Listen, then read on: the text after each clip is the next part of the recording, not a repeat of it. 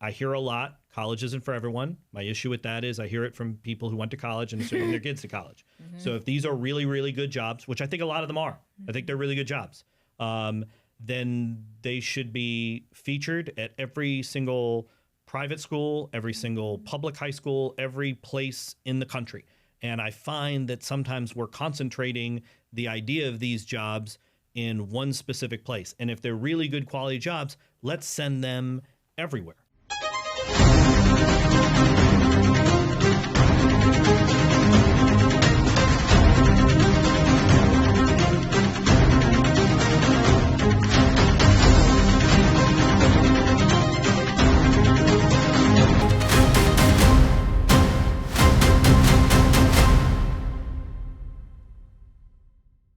We are really grateful to be joined by J.W. Carpenter, leader for Prosper and Birmingham-based nonprofit focused on economic empowerment and longtime leader in the education reform movement. So J.W., thank you for being a part of the Untapped with UpSmith podcast. Oh, I was thrilled to be asked and thrilled to be in Austin. Yay. Wyatt, don't bury the lead. Who is J.W. to you? Dear friend, sensei.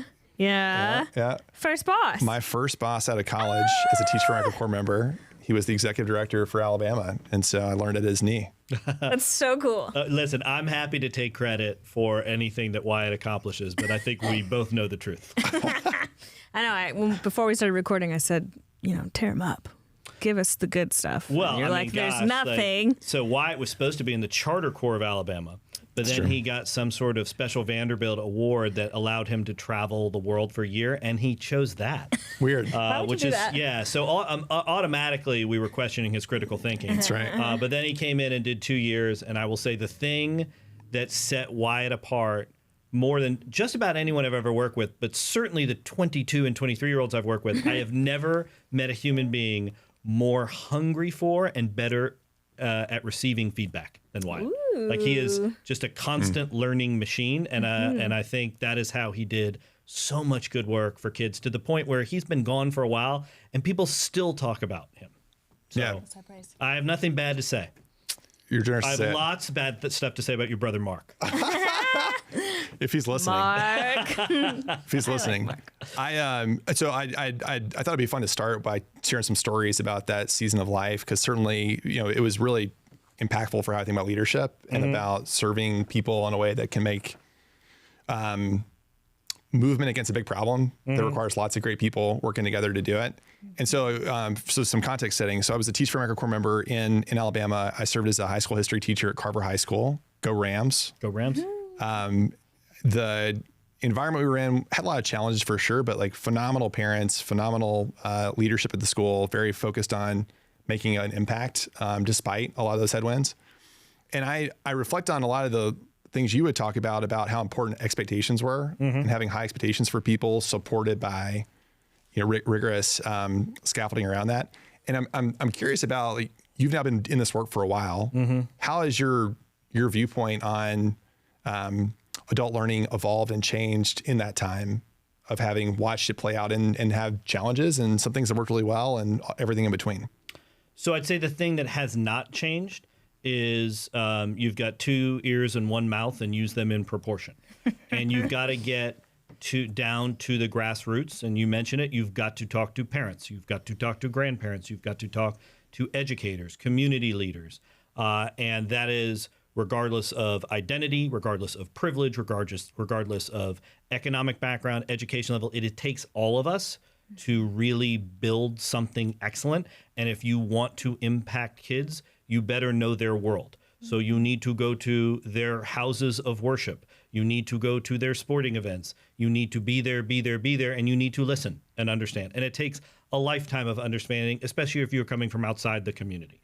That will never change. It should never change. And for anyone who is approaching this work differently, I wish you nothing but the best of luck. 2 things that have changed, which I think are very exciting. One is learning is different now. I think one of the things that Wyatt did, which was so interesting, was when he was teaching history, he had you had your friends from all over the world actually, come into school and talk into school. So we're learning about Egypt. here's some Egyptians. Here are folks who are involved in the work there. That has become easier. Education has become much more democratized. One of the challenges a lot of times in working in rural communities is there are not as many job options now. Well, there's lots of ways now where you can live in a rural community and do a job remotely that is far away. You can no longer have to get an education in a physical building. There are lots and lots of ways to learn that do not require sort of the old model. I'd say the second thing is our definition of education is much broader. You know, kids and adults are not flocks of birds. Not everyone has to, at 18, we all have to fly off to 2 and 4 year schools. It may be that you never need a 2 or a 4 year degree. It may be that you want to do something else that doesn't require a 2 or 4 year degree, and then 5 years later, you want to get a 2 or 4 year degree. Education is a lifelong learning, and what it means to be educated should be a broad definition. If you have a PhD in astrophysics, great. If you know how to rebuild a car engine, great. There are lots of different ways to be educated and live in the world, and I think we have a much broader concept of that. And my hope is that both our education and our employers catch up to that idea, because I think there is some work that we can be doing on both of those fronts. Yeah. Long answer. Great answer. Perfect for the podcast format. You want nice, long, uninterrupted answers. We need an hour at least.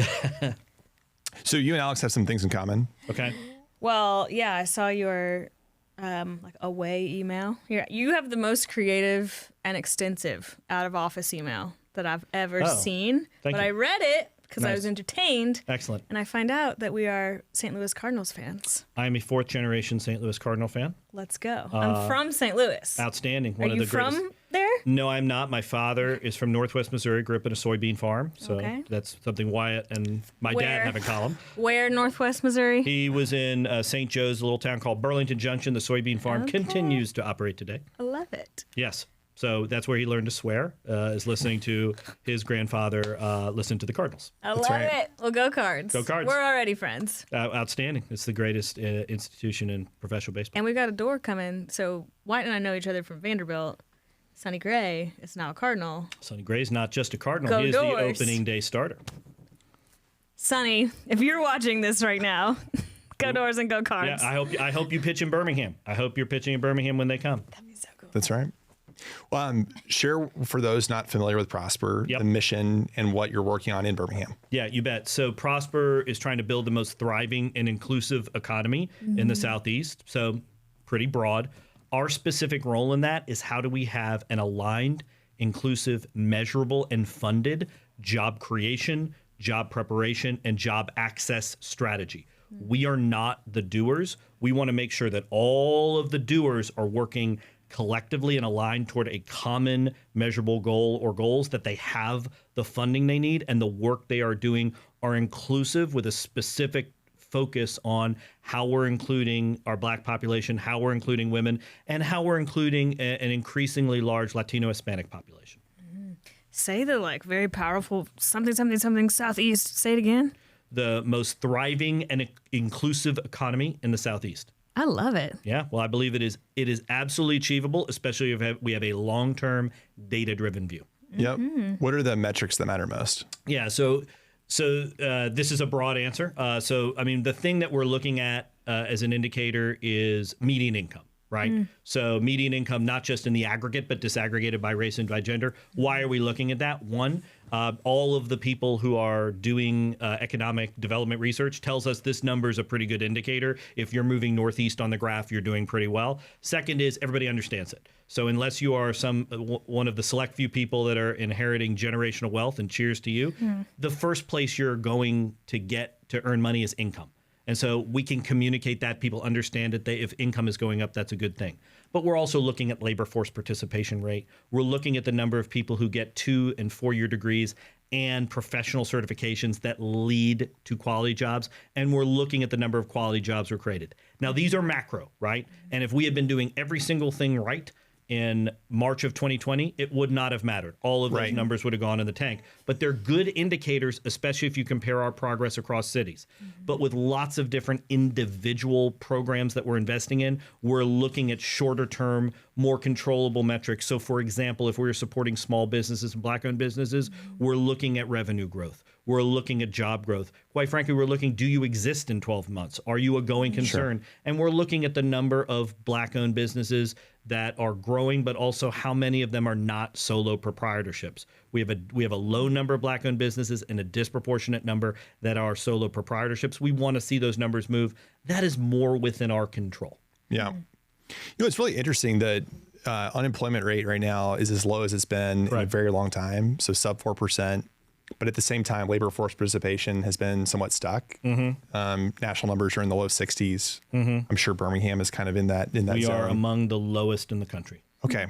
How do you make sense of it? How do you make sense of why labor force participation remains relatively low while it's such a tight job market? Well, it's interesting because you see some encouraging national numbers, like the bounce back. But in our community, I mean, I'm going to parrot what I read, but also what I experience, right? We've just had a number of people who have just dropped out of the labor force market. So to some degree, right, this is a math problem that's hard to solve. Yep. We have a disproportionately large group of people who are nearing retirement or retiring faster because of the pandemic.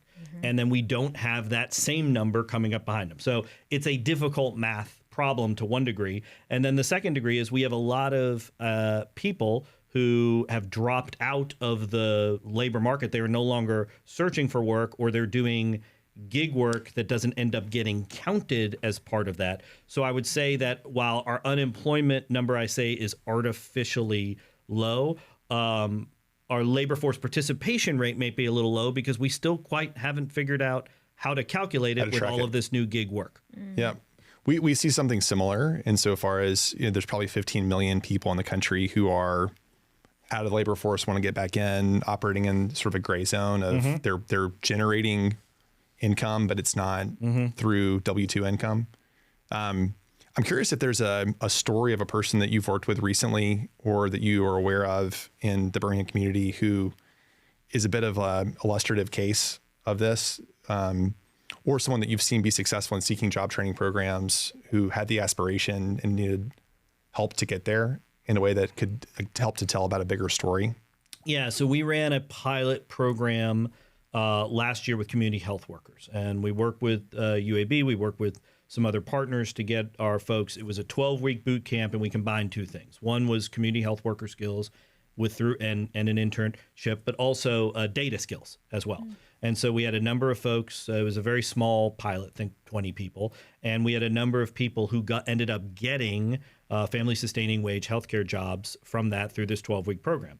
Now, the community health worker headline is a little bit of a misnomer because some of them went into community health work, but it turns out the skill sets behind that ended up making sense for maybe doing customer service or call centers or even human resources. And so it was exciting to see how that worked. And we're going to have a much larger idea because we are a Good Jobs Grant recipient.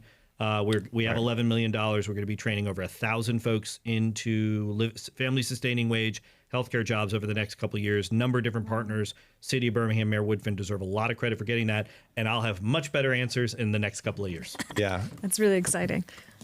I think about people that I've observed who are really hard workers, but the friction in job transitions is really challenging to navigate, and particularly if training in of itself doesn't solve a problem, if it doesn't have some attachment to wage attainment. And so what has worked really well are roles that are through paid apprenticeships where you are an employee of the firm that is also training you. And that leads to much higher retention numbers because you can also forward plan. It's now not a question of like, maybe I'll get a better job. I start with it. And so I'm curious if there are examples that you've seen in healthcare and other areas where that has proven true and how that might shape design of these upskilling programs in a way to make them more effective. Yeah, so we have a large advanced manufacturing base in the state of Alabama. We make a whole heck of a lot of stuff, right? And so it was interesting. I've talked to some of those folks who have typically been using staffing firms, more traditional staffing firms. And what they are finding is that when they do better, when folks are coming in and they are doing a lot of training in-house with, great partners who can do the training, but they're doing that training in-house. These folks are their employees. They're built into the culture. And sometimes if folks are coming in from the outside, it's not as successful. That is what they are finding. And so they're trying to build those models. I would say one example of something that I've seen that has been really inspiring is work that the Hispanic Interest Coalition of Alabama has done with Alabama Power. So I think Hispanic Interest Coalition of Alabama has a great network of Latino Hispanic workers. They have a great cultural competency. Alabama Power is excellent at the training piece. And so how we can make sure that folks get access to these great training programs and then when they're in there, become inclusive. And I think that's an even better example of some of the things. One of the things that I've seen, I think Alabama Power is just really, really good at training people and keeping people. And this is in all sorts of roles? Is it in frontline? So I don't, it's probably all sorts of different roles, but I imagine frontline roles are where they have the biggest need, but they've just done an excellent job. They've also done a great partnership with the IBEW. In their training program. And the other thing that I think is inspiring, having gone to their training facility, which they built in Calera, is a lot of their teachers are not necessarily your quintessential teachers. These are folks who don't have necessarily a teaching degree, but they are the most passionate, most inspiring teachers I may have ever been around because they were in the industry for years. And whereas you taught history and I taught math, and the margin for error was a little bit different than when you're teaching someone around electricity. And so it's like, we better get this right. And it was really inspiring to spend time with them. And again, like as we think about education trends, we should be thinking about who our teachers are as well. I think traditional training and teachers, there's a lot of great people that come through that, but these guys don't have teaching degrees. And I will tell you, if you can find a better group of more passionate teachers, I don't know where they are. Yeah, there's a lot of subject matter expertise there that comes across. 100%. And then the passion for doing it safely, doing it in a way that's going to make an impact, serve people well. One of the things that jumps out for me is like making dollars flexible so that you could reimburse Alabama Power or another entity which is creating that job and investing in that program. Have you seen examples of flexible funding that helps to prove a case at a micro level that we could scale up more? So I'd say I think this massive federal investment that has been made, and that through good jobs and through other different federal programs over the last 3 or 4 years that have landed not just in Birmingham but in communities that typically haven't received those, I think that has been really inspiring about what's possible and using those dollars for innovative and creative ways to get people into the workforce. I think that's a positive example. I think there are more traditional programs like WIOA that could use a rethink and a reboot.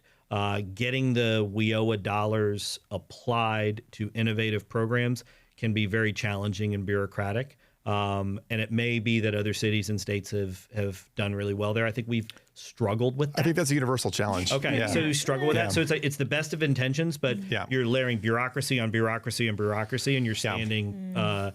You're putting process over purpose. I'll give you an example. In the community health worker program, we were trying to get those dollars to help supplement the program. The burden on the people in our program was so much in terms of filling out paperwork and doing all that stuff that it was like the juice wasn't worth the squeeze. We weren't going to make our people do it, and it was going to hurt retention. That's right. So a similar experience we had, and again, people with good intention for sure. But because there is a very formulaic process for how you determine eligibility for a Workforce Innovation and Opportunity Act funded program or WIOA funded program, there's a little bit of a tail wagging the dog dynamic that happens where the well-intentioned person in charge of administering says, well, show me the 1040 that this person had the last 3 years. So I'm like, well, there's not one. And they're like, well, you need that because there's a box to check that shows. And was this a COVID displaced worker? And is there a way to substantiate that happened? Because then I can form this other eligibility, compliance driven checkbox. And then in the whole meantime, you're like, we got to start this program like next Tuesday. And like, well, that's not going to happen. We need more time. And that individual is operating in a dynamic environment. They've got bills to pay, the rent's coming due, there's a car note. And so hanging around until we've lined up all the paperwork is not always doable. And that's a shame because the intent of that program was to help that person who was a real human being standing in front of the opportunity to be successful, and it's missed. Yeah, I think that's right. And I think that, you know, one of the challenges has been in Birmingham, and I see a lot of progress here, is we've really had a provider-driven workforce system. Yeah. And so whatever the different training programs, whether they're traditional colleges or two-year schools or you know, just the shops that train people, whatever they produce, it wasn't necessarily aligned to what employers need.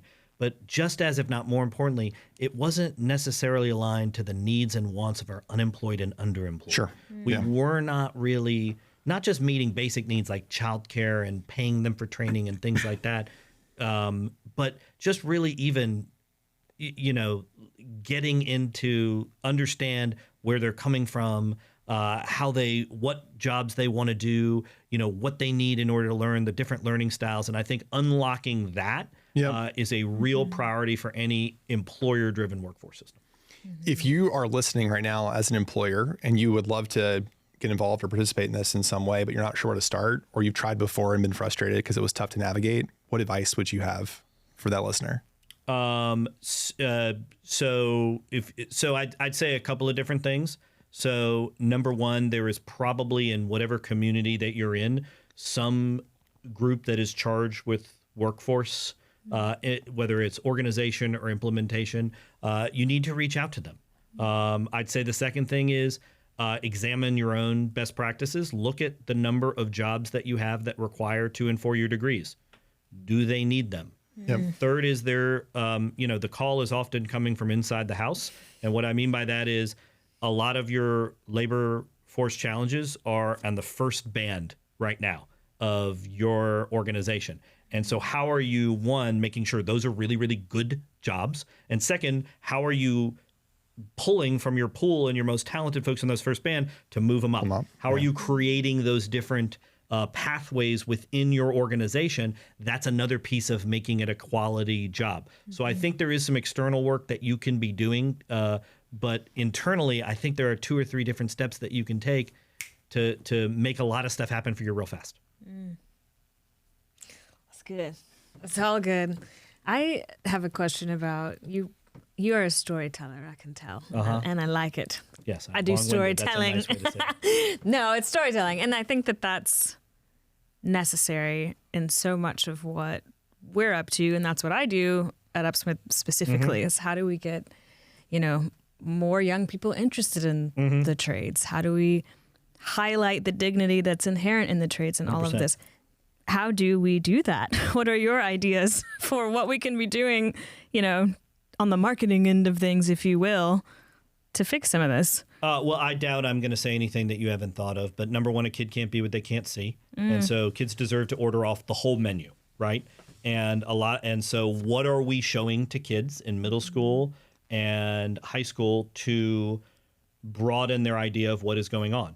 And I think second is that I hear a lot, college isn't for everyone. My issue with that is I hear it from people who went to college and are sending their kids to college. So if these are really, really good jobs, which I think a lot of them are, I think they're really good jobs, then they should be featured at every single private school, every single public high school, every place in the country. And I find that sometimes we're concentrating the idea of these jobs in one specific place. And if they're really good quality jobs, let's send them everywhere and let's do that piece of it. So how are we democratizing this across all of our institutions where our kids are? And then the third is, in addition, like as part of telling them about these things, and, you know, we tend to focus on salaries, which is important. It's like, get them in the mix, take them out, you know, take them physically out, have them meet, get out of the way too. Like a lot of times I'm an intermediary, get them to talk to the people doing the jobs. No one will sell the job better than the people doing the job. And if it's not a really good job, they're not going to sell it well, and that's a different conversation. But a lot of times these are really good jobs. The folks doing them are really passionate about it, and they're going to connect to a kid way faster than some intermediary like me. So those are a couple different things that that I would suggest. But the other thing is you should, and you're already doing this, is, you know, talk to your target audience, and I'm not it. No, that's great. And I like what I do, and when we were welding in Alabama, I was like, this is so cool. And I'm just doing this little thing terribly, but the women who were teaching me how to do it were working on ships for the military, I think. Like really important work. And I don't know, people who work with their minds rest with their hands and all of that. I'm like, I think more of us should be resting with our hands, working with our hands. But we just don't. I've never welded before till I was the ripe old age of 32. So you missed out. No, it's a good story, and I think just to build that story out more. So we hosted a team offsite for our company in Alabama, and we flew everybody in Birmingham, and then went out to rural West Alabama where I'm from, and we were hosted by the folks at Lavender Incorporated, which is a family-owned business that is based in Aliceville. It's been around for a very long time, but they're very focused on mechanical contracting. They build the piping that would go inside a lot of industrial assets across the country. And they're the largest employer in Pickens County, my home county. And so we had the chance to bring our team to talk to the folks that help to create paid apprenticeships and opportunities for people on the first rung to then be upwardly mobile inside the company. And then the team had a chance to go do some welding and appreciate the complexity of doing it well. But our welding instructors were women, a couple of young women. They were awesome.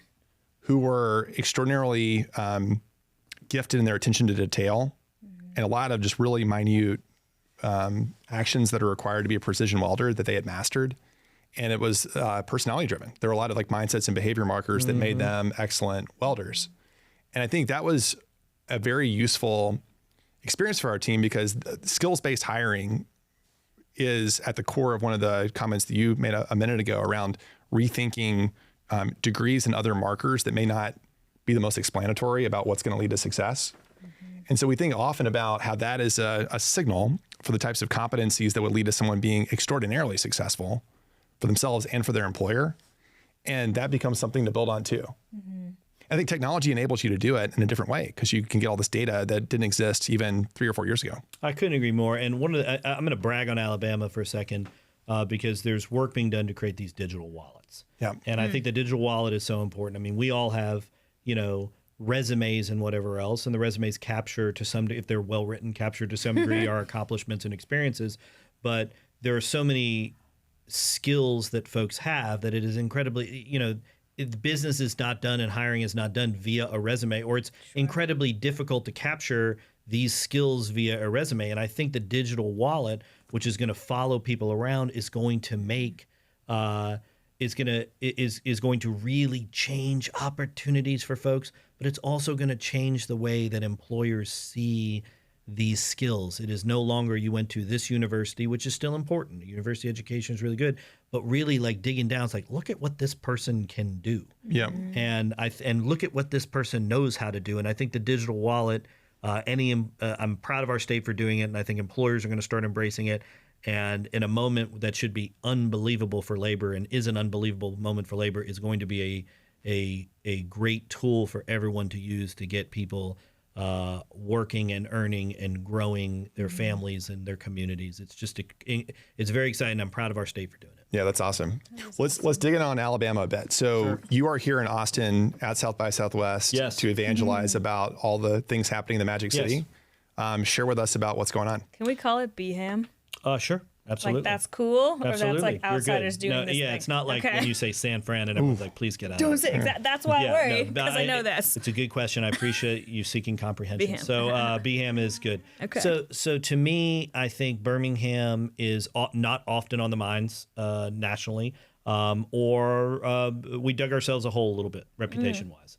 And I think what I want to make sure that we're doing is a few different things. One is we're storytelling about where Birmingham is. And I think the place where Birmingham is right now is we are aligned at the grass tips. We're aligned at the grassroots. We're aligned at corporate.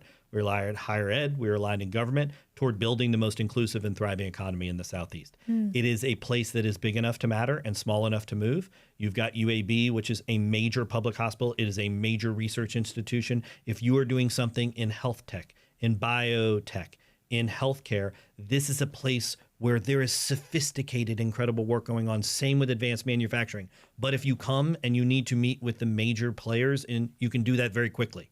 That's an exciting place if you really want to build not just your company and not just connect with some of the top players, but really be part of building a city. That is incredible. And so that storytelling is really important. The second thing is most ideas have the same thing in common as they're not mine.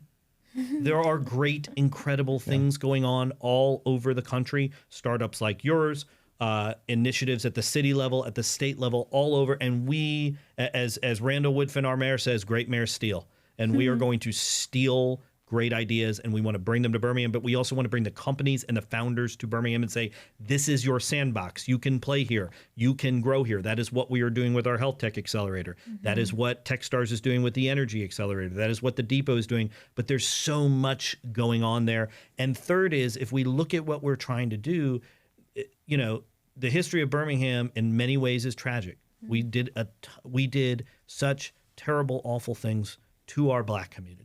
There is and it reverberates to this day. But the other story of Birmingham is the greatest innovators we've ever had are pastors and kids and business owners who stood up against this unbelievable system that was denying and destroying and murdering them in a lot of ways, and they won. And they changed the world. But we did not quite close that opportunity gap. And that is what we are doing now, except everybody is aligned to close the opportunity gap. And I want to make sure that anyone who wants to come on board comes on board, because while it was the grassroots in Alabama and all over the South that changed the world, they needed a lot of help from national leaders. And we want that national investment. We want those national ideas. We want those national partnerships. And the reason we come in heavy at South by Southwest and other places and visit other cities is to share and is to learn and to build those partnerships. That's so cool. So you're literally here pitching Birmingham. 100%. I think it is so cool. I think the greatest startup in Alabama is the city of Birmingham. Do you like it's a mini Nashville comparison?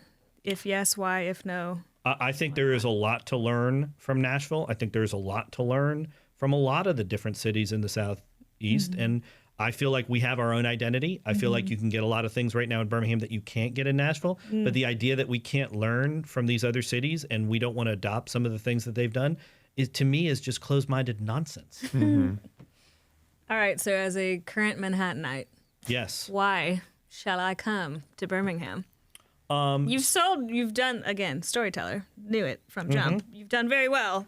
But I need like brass tacks. Like, Okay, why? so I can give you some very practical things. Number one, it is a whole heck of a lot less expensive to live in our that's city. everywhere though. Yeah, that is true, but it is especially true there. Second, there's a theory about cities that I heard. It's really cool when you're a teenager. It's really cool when you're a little kid. I'd say Birmingham is really cool when you're a little kid. I'm a parent of a soon-to-be 9, soon-to-be 11-year-old. This is a wonderful place to raise a child. Wonderful place to raise a child. But that could be true of a lot of different places. To me, why you want to go to Birmingham, big enough to matter, small enough to move. Do you want to be do you want to do a job, or do you want to be part of building something? New York City is an unbelievable place. I was just there with my kids, Martin Luther King Day. Anyone doesn't like New York City? I don't get it. I love it. But New York City's going to be okay. Yeah, that's true. Let's get everybody who's ever breathed on the South, who would consider the South, to move back to the South, and let's build and let's make this an unbelievable story. And that only happens if we have lots of great talented people who are already there getting opportunities, and we're bringing in a lot of other talented people. I will quote my non-cousin, our mutual friend, Josh Carpenter, to say, the best version of America has a great Birmingham in it. Ooh. But if you want Birmingham to grow, we need not just the talented people we got now, we need talented people to come. And I promise you get to the front of the line and you're going to build a great city, in addition to having a great life.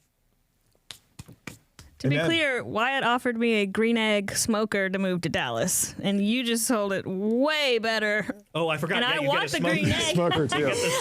There was more involved to the a year of free exotic meats. I will. Great. I love that though. I mean, be a builder is something we say. We will invest in your relocation. We will invest in your relocation to Birmingham. 100%. Yeah, add that in. Still a green egg. That's still on the table. It will happen. I love the idea of come build something instead of just, I thrive on the energy of Manhattan, but I think it's because I am building things in other ways. And so the idea of building a city is kind of cool. And it is great to bring people who've experienced other things and lived in other cities, because they're bringing all that learning, bringing all that energy, bringing all that urgency to mix with what is already happening there. That is how our city is going to be dynamic and grow. I love it. Well said. We would love to do some lightning round questions. Great. Nothing I do. There's nothing I do worse than lightning. Pithy answers. Typically not very fast on our show, just so you know. First things first, book recommendations. You can really take this anywhere. So I would say I'll give you a fiction, nonfiction tomorrow. Yes. It is a wonderful book. I couldn't put it down. It spoke to me and great. If you ever want to read about what like a real platonic but loving friendship is over years, it's a beautiful book. I'm reading The Good Job Strategy. Let's go. And The Good Job Strategy was recommended to me by some real smart folks in DC, and it has proven to be really an exciting read. Yeah, his name Tom. Mm-hmm. Yeah, professor at MIT, very brilliant person. Yes, for sure. That was pretty fast. Okay, podcast recommendations besides this one. I don't listen to anyone except this one, but great. That's Derek Thompson. I think has incredible guests, and he's an excellent, not just explainer, but he's so interested, and so I learn a lot from listening to Derek Thompson. If you could go back in time and give advice to your younger self, what would you tell that person? Have the long view. I remember leaving undergrad, and then I went to Teach for America, and at Teach for America, I'd done it for 2 years. I was like, I got to get to law school. Why? Why do I need to go to law school right away? Why couldn't I stay a third year? Why couldn't I stay a 4 year? But I think it was Salil Bloom. I'm going to give him credit that if every 10 years you should look back at yourself wherever you are and look back 10 years and cringe a little. And I do. And that's because you're growing. And so I guess part of the advice would be is like, you're going to screw a bunch of stuff up, but you can still land okay if you're growing. That's good. I struggle with the word advice, but what is your general advice to people out there listening, not necessarily younger, but our audience, we've got a lot of, let's say, business owners who want to do more of what you're doing in Birmingham, but are going to maybe stay where they are. How did you do it? What is your advice for getting everyone on board like that? So what I would say is that like anything, it is a total team effort. It is nonlinear. It is littered with mistakes, and you just have to keep at it and keep at it and keep at it. The people who inspire me are folks like Mashonda Taylor, who's been at Woodlawn United for a decade plus and just keeps plowing away and plowing away, and then big things happen. You're like, how'd you do that? It's like, because I took 10 years. I took some time. I really dug in. But use your ears and mouth use your ears and mouth in proportion. There's so much to learn. And I just go back to what I first said. What I learned from Wyatt, honestly, it's true. You will learn from anyone. Just because you're 10 years older does not mean that you cannot learn. I'm learning from people around me all the time, from all walks of life. Does not matter who they are, what their education is, how old they are, anything at all. There's always learning to be done if you're soliciting feedback, if you're open to feedback, if you don't take it personally. You can constantly learn. And I think that's something Wyatt exhibited from day one, which is why he was one of 4 teachers selected as for the Suleiman Award, which is Teacher of the Year during his second year as a core member. It was a team effort. We are grateful to you coming on board, for sharing the vision around what you're building with Prosper, for giving us all a read on the place that's small enough to matter and big enough to move. We all also want to say thank you for giving us a chance to be a part of what's going on in Alabama. JW's been really encouraging for our team to make an impact there, and we're excited to continue working on that vision. I'm thrilled to have you. I just think Alabama with UpSmith will be a better Alabama faster. And I'd be remiss if I didn't thank my board for creating this organization and giving me the opportunity to lead it. It's their vision, and they have plenty of other stuff to do. And for them to be committed to this, to launch this organization and committed over the long term, it fires me up to work hard, and I'm just grateful to them. Awesome. Thank you. Good.